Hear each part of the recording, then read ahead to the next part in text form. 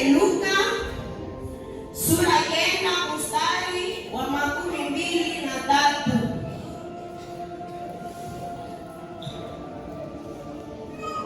Tutasoma katika Injili ya Yesu Kristo, mwandishi ni Luka sura 9 mstari wa 23. Tusome katika jina la Yesu Kristo. Akawaambia wote, mtu yeyote akitaka kunifuata ajikane mwenyewe, ajitwike msalaba wake kila siku, anifuate. Neno la Bwana. Hapa ni Yesu mwenyewe anaongea na wanafunzi yake. Iko nawaambia kila mtu anayependa kunifuata ajikane mwenyewe, achukue msalaba wake kila siku, anifuate. Jina la Bwana libarikiwe.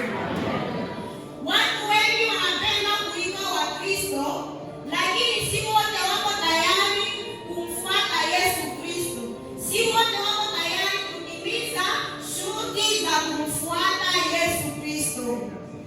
Yesu mwenyewe aliweka wazi masharti za kila mtu anayependa kuwa mwanafunzi wake. Bwana Yesu atubariki sana.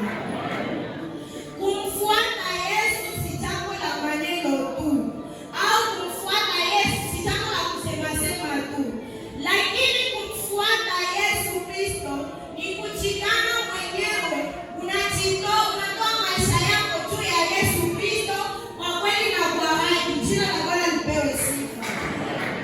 Hapa somo yetu ya leo inasema juu ya shughuli muhimu za kumfuata Yesu. Tunakwenda kuona masharti ambazo za kumfuata Yesu Kristo.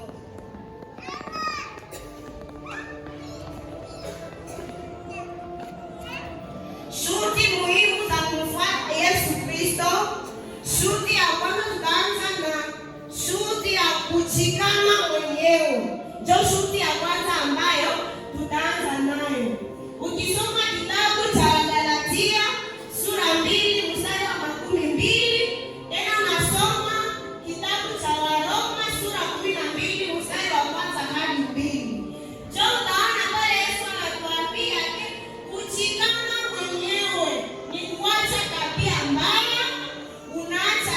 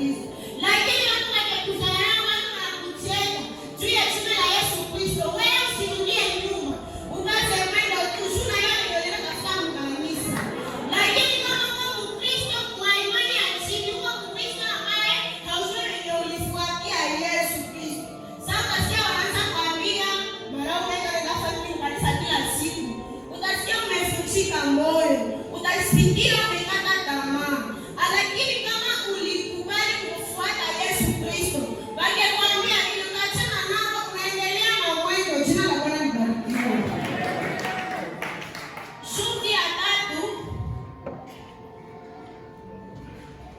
tatu ambayo tutaizungumzia ni kuwa tayari kutoa uzima wako juu ya Yesu Kristo. Kuwa tayari kutoa uzima wako juu ya Yesu Kristo ni kuwa tayari kutoa nafsi yako, kuwa tayari kutoa maisha yako kwa ajili ya Yesu Kristo. Jina la Bwana libarikiwe. Kwa maana ukisoma kitabu cha Luka sura ya 9 mstari wa 24, John ana pale anakuambia yule anayependa kuokoa maisha yake ataipoteza, lakini yule ambaye yuko tayari kutoa uzima wake juu ya Yesu Kristo atauokoa. Bwana Yesu asifiwe sana.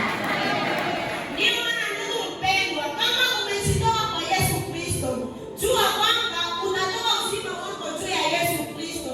Jua kwamba utabeba msalaba, utaendelea nao hadi mwisho wa safari. Mungu akubariki sana. Shuti ya 4 nakwambia kutii kwa kweli.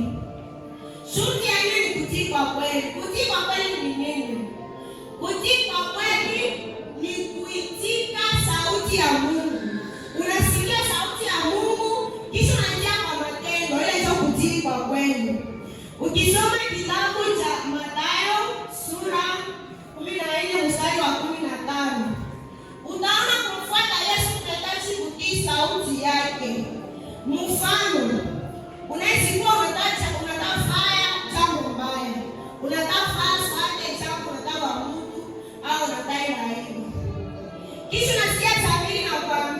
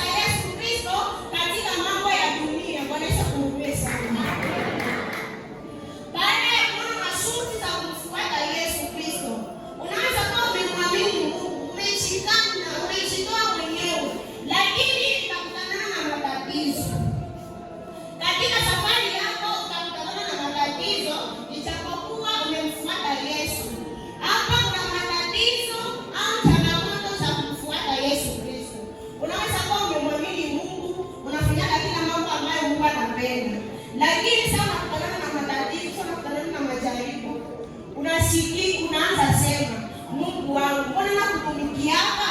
Mbona ninapapasuka kila siku? Mbona mimi ninakupenda kila siku?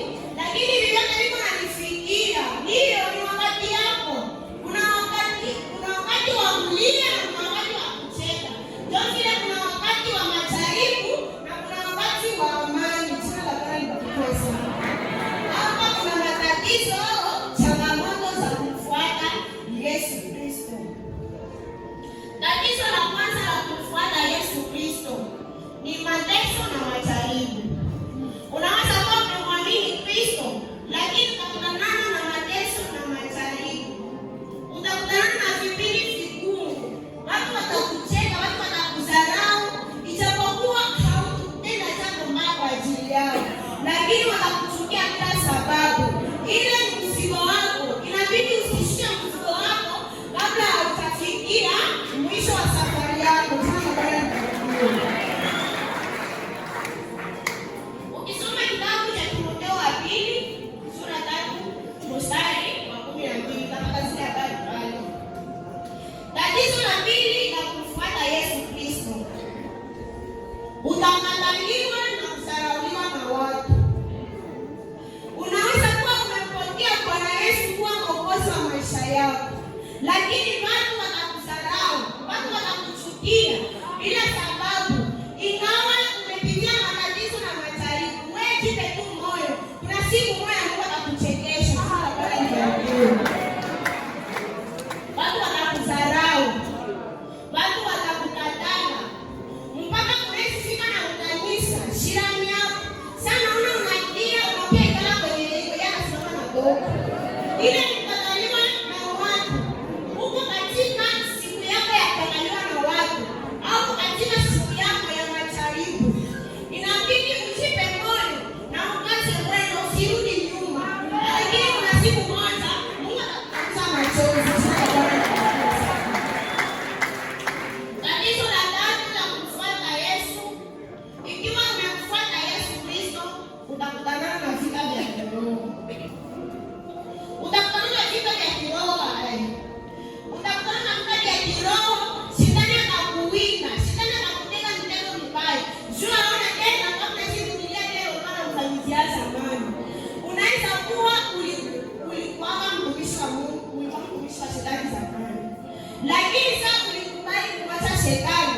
Umekubali kupokea Bwana Yesu Kristo kuwa Bwana na Mwokozi wa maisha yako.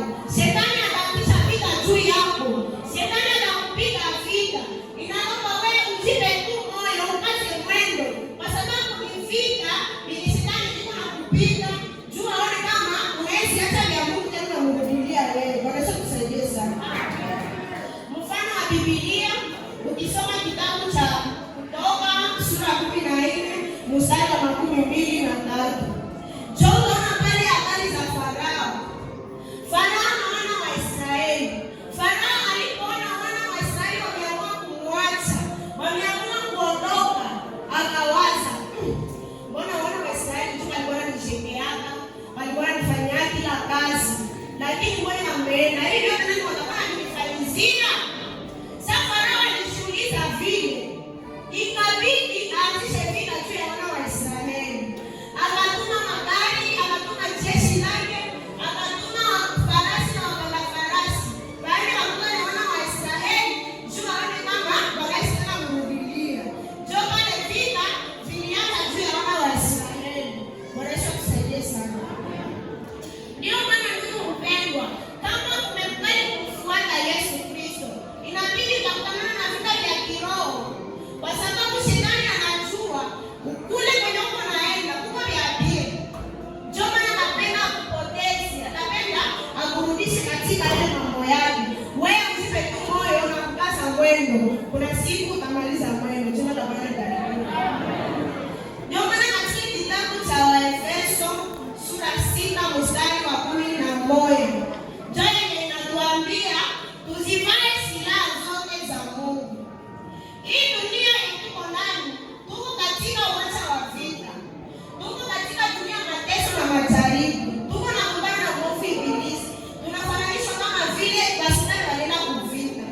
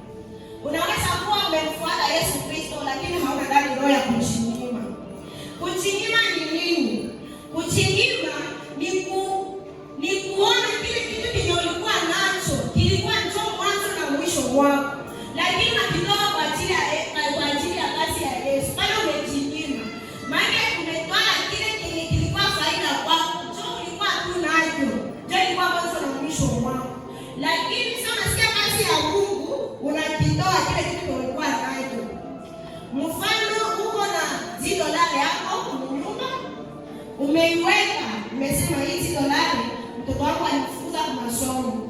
Ilifaa kesho leo mimi namlipia hizi dolari kwa masomo. Lakini unasikia kanisa wanasema ilifaa tulipe deni ya parcela tuliuza. Kila mtu apane hizi dolari ya kulipa hii parcela tuliuza. Wakati umekala hizi dolari unashatarisha mtoto wako kumlipia kwa masomo, unaenda unaimana juu ya kazi ya Mungu. Pale umejinyima na kuna siku moja Mungu atakubariki. Jina la Bwana lipewe sifa sana. Baada ya kuona matatizo ya kumfuata Yesu Kristo, ndugu mpendwa, kumfuata Yesu Kristo hamna shida tu, hamna majaribu tu, bali kuna faida pia za kumfuata Yesu Kristo.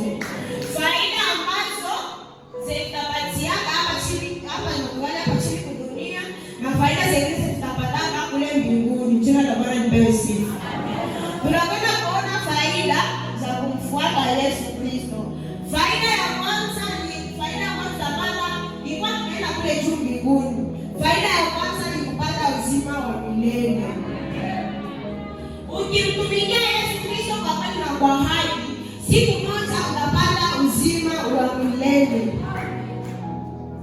Inabidi kutumike sana, kwa sababu uzima wa milele kisha vile kado.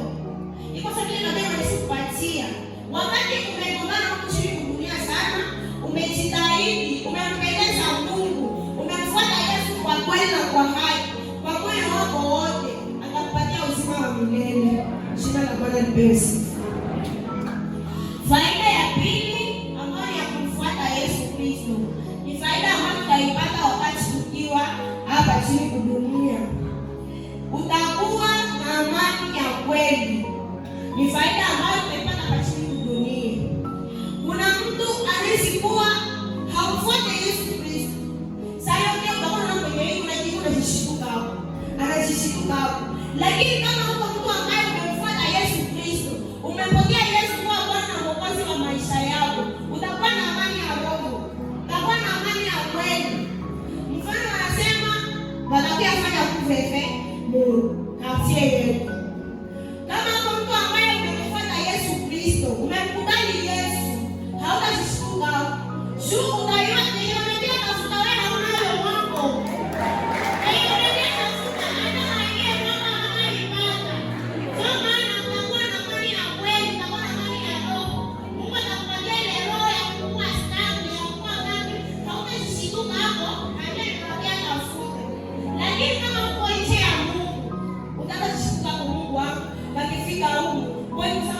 Lakini kama uko Mkristo wa kweli, utakuwa na amani ya moyo, utakuwa na amani ya roho, kwa sababu yanajua tafuta hata ndani mwako. Jina la Bwana libarikiwe sana. Faida ya tatu, tutakuwa na ushirika na Mungu. Faida ya tatu, tutakuwa na ushirika na Mungu. Ushirika na Mungu ni wakati uko mtu unatafuta fanya jambo lako, inabidi kushiriki, kwa sababu umemkubali, kwa sababu umejikana mwenyewe juu yake, umepitia majaribu juu yake, umeteswa juu yake. Ndio maana hizo katika jambo ambayo unatafuta kuifanya, Mungu atakushiriki. Sasa vile unataka ndoa, unataka kufanya ndoa, Mungu atakushiriki katika ile ndoa yako, kwa sababu umejikana mwenyewe, umejikana kweli kweli kwa ajili ya Yesu Kristo. Jina la Bwana libarikiwe. Utakuwa na ushirika na Mungu. Faida ya tano,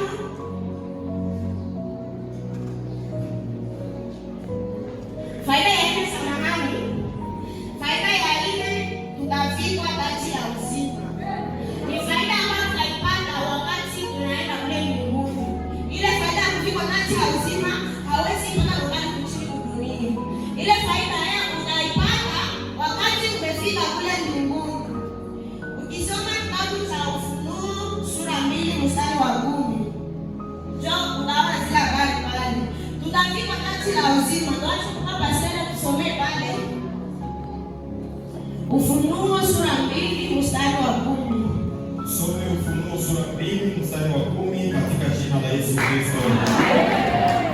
usiogope maneno yote yatakayokupata. Tazama, shetani atatupa wengi kati yenu katika kifungo ili mjaribiwe, nanyi mtakuwa na mateso siku 10. Uwe mwaminifu mpaka kufa, nami nitakupa taji ya uzima. Amen. Hapa Yesu anatuambia shetani atakujaribu siku 10, lakini usife moyo, ujipe moyo, kwa sababu kuna siku moja Mungu atakuvika taji la uzima. Kwa mfano, basoda wanaenda kuvika, ule mwenye anapigana vita anashindana, si wanampatia magadi? Wanampatia magadi kwa sababu alipigana vita na ameshinda. Ndio vile na sisi katika hii dunia, kama katika vita tuko basoda wa Yesu Kristo. Ndio maana tujipe moyo, siku utapiga vita unavishinda, unashinda kwa Ibilisi. Unaona unaendelea katika ule ufalme wa mbinguni, unafika taji la uzima.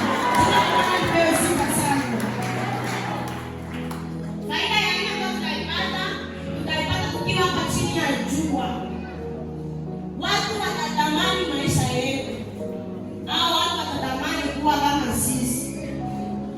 Unaweza kuwa uko katika Yesu Kristo, umempokea Yesu Kristo kuwa Bwana na Mwokozi wa maisha yako, ingawa hauko bado, hata kama uko maskini, uko maskini mu Yesu, haiko sawa sana na wale wenye maskini nje ya Yesu, lakini Mungu atakushughulikia, Mungu atakutengeneza. Hata kama uko na mafuta ya kushukana, hata kama uko na chakula ya kula mama, utakona bila maana watu wanakutamani.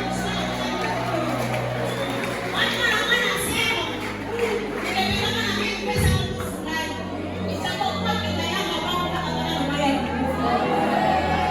Ndio maana tujipe moyo, tujitahidi kumfuata Yesu Kristo ili watu watamani maisha yetu. Sio tusiige kufanya na watu wa nje, lakini watu wa nje wanatamani maisha yetu. Itapokuwa kama tajiri, lakini kama Mungu anatushughulikia, Mungu anatushughulikia, ndio maana watu wa nje wanatamani maisha yetu. Jina la Bwana lipewe sifa sana. Ndugu mpendwa, katika kumfuata Yesu Kristo kuko masharti. Hizi sharti ambazo tumezisema hapa, ukimfuata Yesu Kristo kuna masharti, na kila mtu anayesema Bwana Bwana ndiye mwanafunzi wa kweli wa Yesu Kristo. Huko wale wanasemanga tulianzaka kanisa mbele, sisi tulianzaka kanisa nilibatizwaka mbilesa, wengine nilibatizwaka mbilesa, lakini sasa wachunguza utakutana na nyumba ni batizo ambao wanasema tunamjua Yesu, tunamfuata Yesu Kristo, lakini kama tuna nyumba hana masharti moja ya kumfuata Yesu Kristo. Ndio maana kila mtu anayesema Bwana Bwana ndiye mwanafunzi wa Yesu kwa kweli. Ndugu mpendwa, baba yangu, baba, mama, dada, SKT, uko tayari kutimiza masharti ya kumfuata Yesu Kristo? Kama uko tayari, basi utasimama kuombea nguvu na baba mchungaji ili uweze kutimiza masharti za kumfuata Yesu Kristo. Kama uko tayari kumfuata Yesu Kristo, utasimama kuombea nguvu na baba mchungaji ili aweze kuombea nguvu uweze kutimiza shughuli za kumfuata Yesu Kristo. Neno dogo libarikiwe wako na wenu.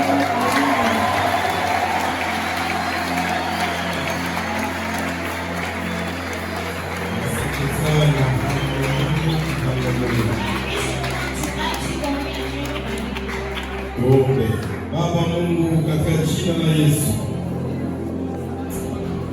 tunakushukuru kwa neno lako la mchana kuhusu pia shughuli za kuweza kukufuata. Katika kufuata kuna masharti ambayo pia mwalimu ametufunza. Ni kwamba Bwana mwenye kutaka kukufuata inasema ashikane. Kushikana mwenyewe ni kuacha mambo yote ambayo Paulo alisema, yale yote nilikuwa nikiyaona kuwa na faida kwangu nimeyaona kuwa sawa mavi, sababu ya kumfuata Yesu. Kila mtu atashikana, kila mtu atashikataa Venye alikuwa anaona vizuri kwake anaviona vibaya.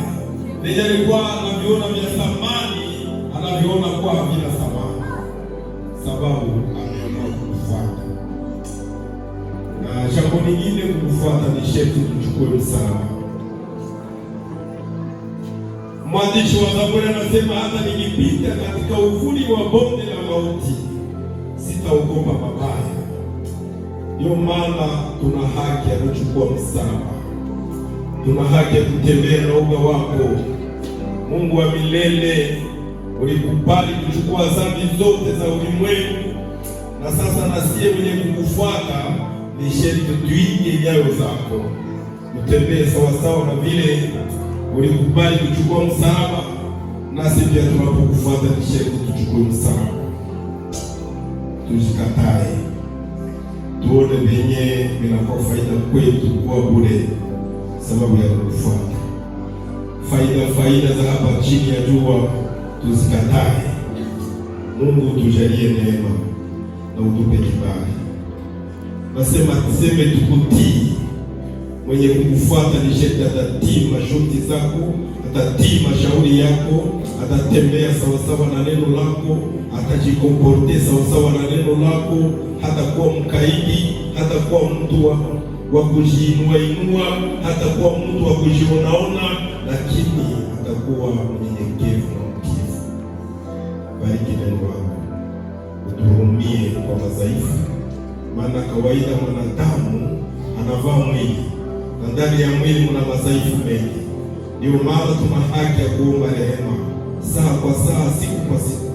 Tuna masikio ya kusikia na masikio tunaweza kuyasikia mambo yasiyopendeza, na tunashangilia na tunafurahi. Tuna macho ya kutazama, tunapotazama tunatamani. Tuna mikono ya kupapasa mahali pa dhambi, miguu inakimbilia maovu. Haya yote ni machukizo mbele yako. Ndio maana tunataka rehema kwako. Tusamehe Mungu, samehe mkutano, samehe wa baba, samehe wa mama, samehe vijana, samehe wasichana, samehe sote watumishi wako.